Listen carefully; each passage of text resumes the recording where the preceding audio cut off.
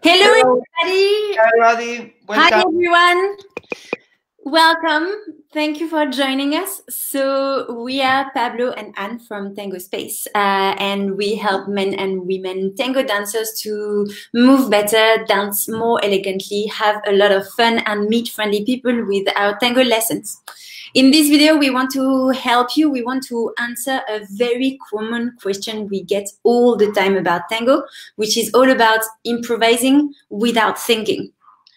It's a very common question. Yes, that come up always because when we in the earliest stages of our tango journey, we are thinking about what to do, about the steps all the time, and you cannot really improvise and to have the quality of connection and improvisation that you want when you dance tango. So we're teaching online a lot, especially these days, and we have a series of online classes, and in all of them we do live Q&A sessions, so question and answer sessions once a week at the very least, where we help people, we answer questions, we help people get unstuck, move faster, practice in the more correct way, and also feel that we are here supporting them, sharing the sense of connection that we all love in tango.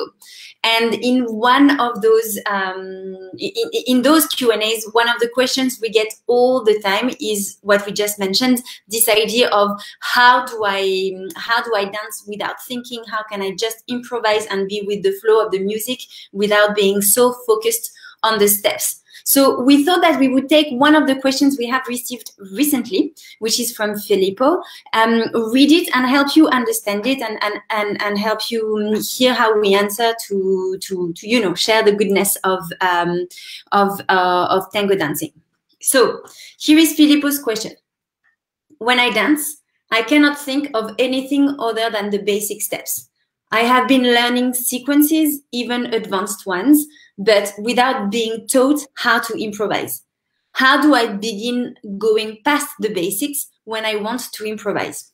So it's a very interesting question, because in this question there are two elements. There is thinking when dancing and using more sophisticated steps than just quote unquote just the basic steps. So we are going to take both challenges or both ideas and help you and give you an answer for both of these elements.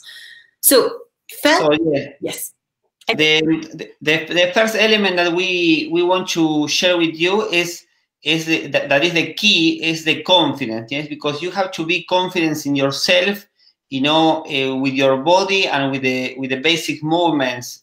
First, this is the first thing that you want to do, to work on yourself, because when you start, when you are not confident and you start trying things, with your partner, most of the times it doesn't work. Yeah? So you need to build, your technique, your posture, your elegance, all first in yourself before, dancing with your partner. And we want to say that it's completely okay to dance with simple steps, as long as you have great technique. As Pablo just said, the goal here is to be confident, dance well on your own, know that your posture, your embrace, your walk are great, and that you are able to dance on your own before you go into the embrace. One of the reasons why we are so adamant about the importance of technique and how it just changes your life, your tango life, is in one of my stories in my life when I was learning tango and I was really struggling, and I was really confused. I took private lessons with a woman, and that woman only made me do technique exercises. So I never danced with her. She only made me do the work that I had to do. So do my ochos on my own, practice my projection, my walk on my own, practice the transfer of the weight. And this completely transformed my dancing, and it made me so much better than if I had focused on dancing with a lot of people, a lot of guys, and not correcting my own mistakes.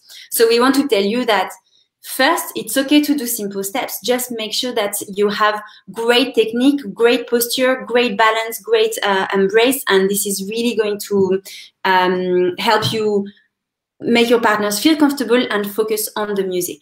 Yeah, because everything is relative. Yes, if you feel, if your technique is better, you will feel more confident, and your partner will feel that. Yes, because if you are thinking in the steps, if you are thinking, in what to do, your partner will feel this, and she will feel that, that you are not there with her or with him. Yeah, so it's very important, to stop thinking about the steps and build that confidence in a way that you can really connect with your partner and with the music. Do you see how having confidence in just your posture, your technique, and using simple steps actually helps you get rid of all of the thinking and helps you focus on the music? So that's the goal basically here, that you can stop thinking about what you are going to do next or whether or not you are doing things in the right way. You know you're doing things in the right way. They are basic steps and you have the right technique, so you can just focus on the music. Now, the second point, yes, Pablo? Yeah. The second point is about how to improvise. So be more with the music, more with the flow of the music, and use different elements to improvise. And the first thing we want to tell you about this is that you can definitely improvise with basic steps. Yes, because when we talk about improvisation in tango, it's relative directly with the music. Yes, because we improvise with the music. We don't know the song by heart. So when the music changes, we have to improvise, with moments to stay with the music. You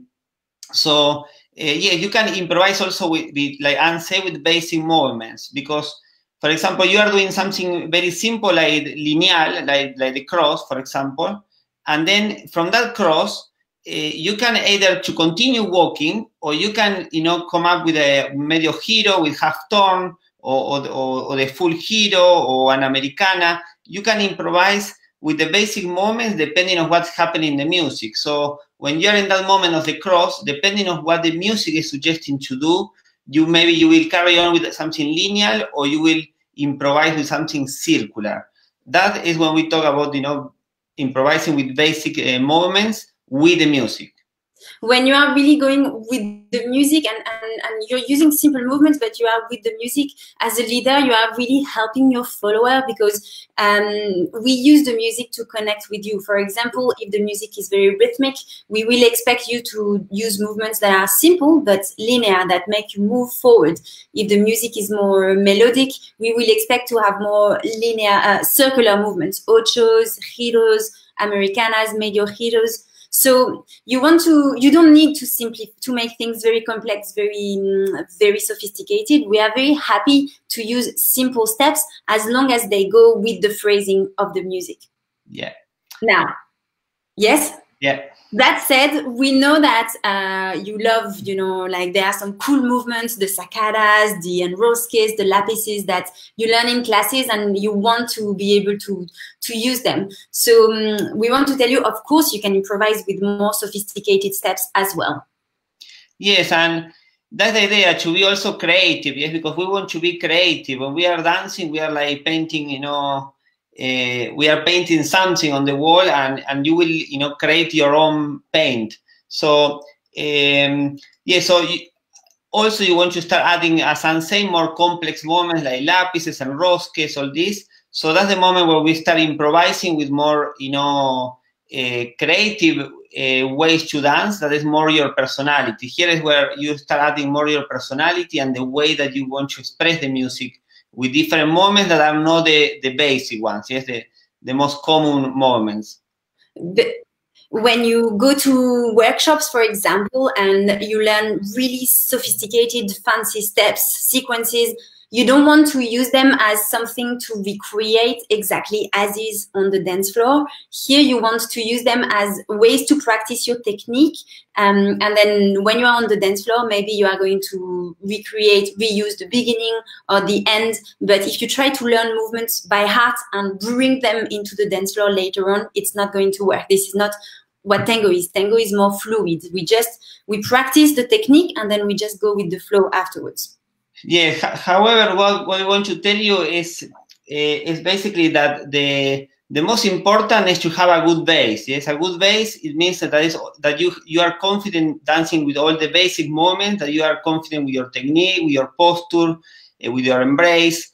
And we always give this example of if you want to taste, if you want to try a very, very good restaurant, if you want to know if a restaurant, is a very good restaurant, that they have a good chef, you will not order something very complex. Yes, you will not order this dish that is very sophisticated. You will order something very basic, because if they can do with they can cook something, that very simple, but in a very, very nice way, that's when you see the quality of the restaurant. So it's a bit like this. Yes, in Tango, you see the quality of the dancer depending on the basics, or how they dance the basics with the technique, with the quality, with the music. And then after, yes, you will look at the more sophisticated stuff, but the base is the most important thing. Yes, definitely. If you ever go to Paris, let me know, and I will hook you up with the best pâtisseries and boulangeries, and you will know the first thing to order is a simple baguette to make sure you love it, and that's the same idea. Yeah. So focus in the simplicity and your technique and all the basic movements to start enjoying more the dance. So that's it for today. Thank you so much for joining us. We hope this is helpful. We look forward to seeing you next week. Yeah, we will keep answering questions and sharing with you, because we know that if one Tango person has this question, maybe other people will have the same question. So that's why we want to share with you. Yes. Thank you so much for watching. And please keep learning. Keep sharing your dancing. Because the world of Tango needs your embrace. Bye, guys. Thank you, and see you soon. Bye-bye. Bye.